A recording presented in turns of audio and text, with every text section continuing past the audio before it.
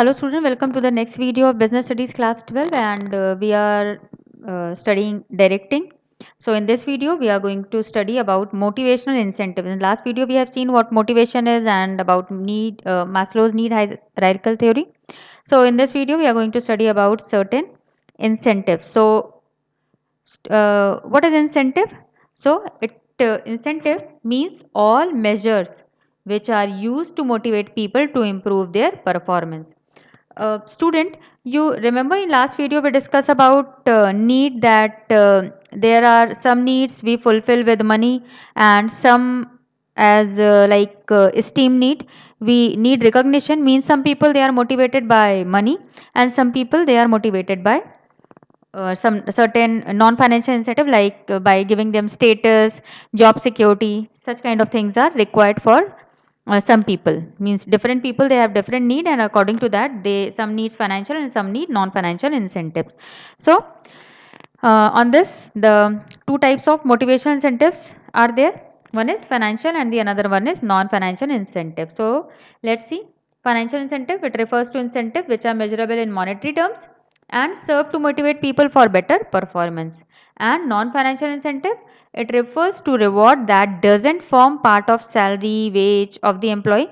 It provides psychological satisfaction to an employee. Means just gives satisfaction, this non-financial incentive. Okay. And financial incentives, they are monetary incentives. So now let's see the different types of financial and non-financial incentives. So financial incentives are, they are pay and allowances, productivity linked wage incentive, bonus, profit sharing, co-partnership or stock option, retirement benefit and perks. Then comes your non-financial incentive. They are status, organizational climate, career advancement opportunity, job enrichment, employee recognition program, job security, employee participation and employee empowerment. So let's see about these financial incentives one by one first. So the first type of financial incentive is pay and allowances. For every employee, worker, salary is basic monetary incentive. So because it include means pay and allowances, it includes salary as it is basic financial incentive, and apart from this salary it also includes certain allowances. Then comes your productivity linked wage incentive. In this, the payment of wages is determined on the basis of goods produced. This is used for increasing productivity. Student, you remember differential piece wage system? We studied in principle of management where the people who is producing more, they get more wage as compared to inefficient worker. Means this help in differentiating between efficient and non-efficient worker. So here the wages are linked with the productivity. The more you produce, the more you earn. Then comes your bonus. It is an incentive offered over and above the wages or salary for the services provided by the employees. Means it is this bonus, it is given one time in a year, you may say one time reward which is offered to the employees, and it is the amount added to the salary. Suppose the employee did some overtime or some extra work, so it is paid and is generally paid in festival time. You must have heard in even movie and TV also that bonus is to be distributed to the workers in this is the means Diwali time, and now we are going to distribute the bonus to the employees. So this is one time incentive given to the worker. Then profit sharing. Profit sharing is meant to provide a share to employees in the profits of the organization in order to motivate them. Means employees they are given share in the profit of the organization, and this motivate the employee to improve performance. Under this student, what happens, the company they fix their percentage, okay, of profit, and if the profit it exceeds that percentage, then the whatever the surplus is, the remaining amount, it is distributed among the employees. This is profit sharing. Then co-partnership or stock option. Under these incentive scheme, employees of the company are given an option to buy the company shares at a set price, which is lower than the market price. So where the company they offer the share at price which is lower than the market price. Means in such case the company they offer such shares to their employees, the one who is doing better work. not to all employees, but definitely the one who is doing something better. Means when suppose if the normal public, they purchase any share of the company, say it is of rupees 1000 per share, okay, and in co-partnership what happens, the company they offer the same share of rupees 1000 to their employee at some concessional price, means at the price which is less than the market price. Clear? Then the next benefit is your retirement benefit. Retirement benefits are the benefits received either at the time of retirement or afterward, such as provident fund, pension and gratuity. So student, as we know that every employee they get retired at one point of age. Say generally it is I think 60 years when a person retire, and certain benefits are given to the person uh, for the retirement, and they are like pension, provident fund, so that after retirement person they do not have, means after retirement the person is not going to do any kind of job, but still the earning is there, some earning source is there. So these benefits, pension and all, help the employee to earn after retirement. Then the perquisites. In many companies, perquisites and fringe benefits are offered, such as car allowance, housing, medical aid, and education to children, etc., over and above salary. Means you must have heard in many of the companies what they used to do. Definitely, they are going to give the salary, but apart from salary, they also provide like cab facilities is provided. Means pick and drop, free pick and drop facilities, house facilities is provided. Then there is certain vacation has been given to their employees, daycare facilities, sick leave. So such kind of extra benefits are given to their employees. So this is all your monetary or the financial incentives. So now let's see non-financial incentives. Student, we had already seen the meaning. So now let's see the common types of non-financial incentive. Let's discuss about that. Status is the first one. So in the organizational context, status means ranking of positions in an organization.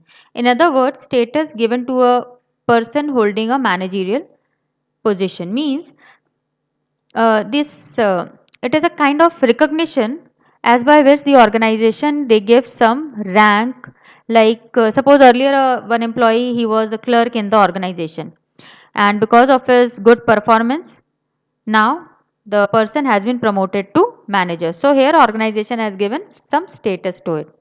Clear? Then comes your organizational climate. Organizational climate indicates the characteristics which describe an organization and distinguish it from another one. Means how it is how is the relation between superior subordinate, or how much freedom the employees are having in the organization. Is there any reward system in the organization or not? Means these all things also affect the performance of the employee, because definitely if the employee will get some recognition, then he or she will do his or her best. So such kind of means the organization climate it also affects. Then your career advancement opportunity.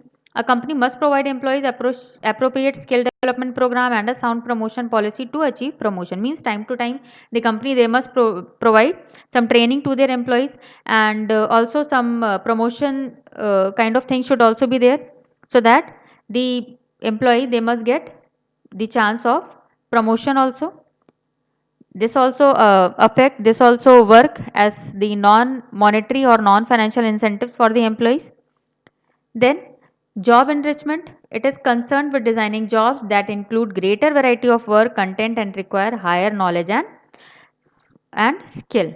So job enrichment means, or it can also be said as assignment of challenging job, means employees they get bored by performing the same routine job again and again, and if suppose they get opportunity to show their skill, then definitely it will means interesting, enriching and challenging job itself is a good motivator. Means mostly if you want, if the job is some changes are there in the job, so the person they will get keen interest in doing that particular work. Then job security. Employees want job security as stability about future income and work, so that they don't have to worry on these aspects and work with greater zeal. Means bonding between employer and organization. it include confirmation letter, means a confirmation letter has been given to the employee, that means the organization, it doesn't have any such kind of rule that today you join the organization and tomorrow the organization is going to kick you out. Such kind of organization, no one is going to work in such kind of organization. Means there should be some job security in the organization. Clear? Means though this job security, sometimes it has negative impact also, because once the employees, they are secured, means now their job is secured about their job, so they may take less interest, because now they do not have any fear of losing job, isn't it? So then the next is employee recognition program. Recognition means acknowledgement with a show of respect and appreciation. Most people have a need for evaluation of their value and due recognition. So now what is this employee recognition program? Means now under this, what happens, that whenever any good efforts are shown by the subordinate, then definitely it must be recognized by the superior in the public. Okay, because everyone like to be appreciated. So such kind of things should be appreciated publicly. But if suppose there is any negative attitude or any mistake done by the subordinate, then it should be discussed in private by calling the employee in cabin. Clear? So this is employee recognition. Then employee participation, it means involving employees in decision making of issues related to them. This gives them a sense of belonging in the company. If suppose any issue is related to the employees, then it should be discussed by by involving these employees only. Like I will clear it with the example also. Like suppose if the target of production is fixed, and if it is fixed by consulting the employees, the one who are actually going to do them, so then what will happen? They will try to achieve the target more sincerely, because now they don't have any excuse, because whatever the management has finalized, they have finalized by having discussion with these employees only. Then employee empowerment. Empowerment means giving more autonomy and power to subordinate in the completion of their work. Means giving empowerment means what? Means giving more freedom to subordinate, and it develop confidence in employees, and they can use positive skill to prove that they are performing to the best when more freedom is given to them. So student, this is all about financial and non-financial or monetary and non-monetary incentives of motivation. So here I end up with this video, and thank you, take care, and please do like, share and subscribe the video, and in case of any confusion or any doubt, you can ask me through comment box. Thank you.